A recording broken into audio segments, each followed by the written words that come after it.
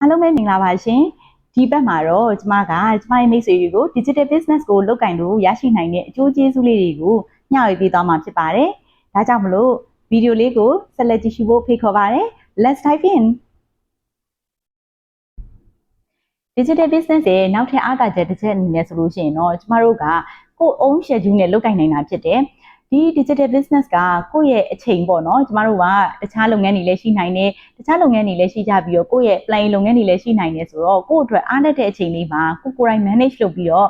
ကိုယ့်ရဲ့အချိန်မှာကိုယ်တိုင်ပိုင်ပြီးတော့ကိုယ်တိုင်လုပ်ငန်းကိုလုပ်ကင်နိုင်တာဖြစ်တယ်ဒါဒီချက်လေးကလည်းကျမအချိုက်ဆုံးအချက်နဲ့ဒီ digital business ကနေပြီးတော့လက်ရှိအကျိုးကျေးဇူးခံစားနေရတာဖြစ်တယ်ကျမဆိုလို့ရှိရင်မိသားစုနဲ့အချိန်ပေးနေတဲ့အချိန်မှာလည်းကျမကကိုယ့်ရဲ့ schedule ကို balancing မျှတစွာနဲ့ပေါ့နော်လုပ်ကင်နိုင်တာဖြစ်တယ်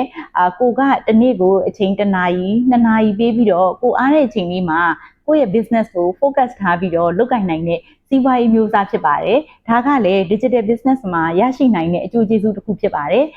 တခြား business တွေနဲ့ရှင်းမယ်ဆိုလို့ရှိရင်တော့ဒီလိုမျိုး digital business ရဲ့အားသာချက်တစ်ချက်ကလည်းကျမတို့ကတော့အရန်ကောင်းတဲ့အားသာချက်တစ်ချက်အနေနဲ့ရှိနေပါတယ်ကိုယ့်ရဲ့အချိန်ကိုကိုယ်တိုင်ပိုင်ပြီးတော့လုပ်ကင်ခြင်းနဲ့ကျမရဲ့မိတ်ဆွေတွေဆိုလို့ရှိရင်လည်း digital business ကိုလေ့လာကြည့်ပါလို့ဖိတ်ခေါ်ချင်ပါတယ် digital business ကိုလေ့လာမယ်ဆိုရင်တော့ကျမရဲ့ website ဖြစ်တဲ့ www.roselinkin.com မှာပထမဆုံးအနေနဲ့နာမည်နဲ့ Gmail ဖြည့်သွင်းပြီးတော့အခမဲ့ webinar လေးကိုကြည့်ရှုဖို့ဖိတ်ခေါ်ပါတယ် webinar လေးကိုကြည့်ရှုပြီးရင်ကျမကိုတရက်ဆက်သွယ်ပေးပါ digital business နဲ့ပတ်သက်တဲ့မိခွန်းတွေကိုလည်းကျမကိုမေးမြန်းလို့ရပါတယ်အားလုံးပဲ have a great day တည်ရောပါရှင် bye bye ပါ see you inside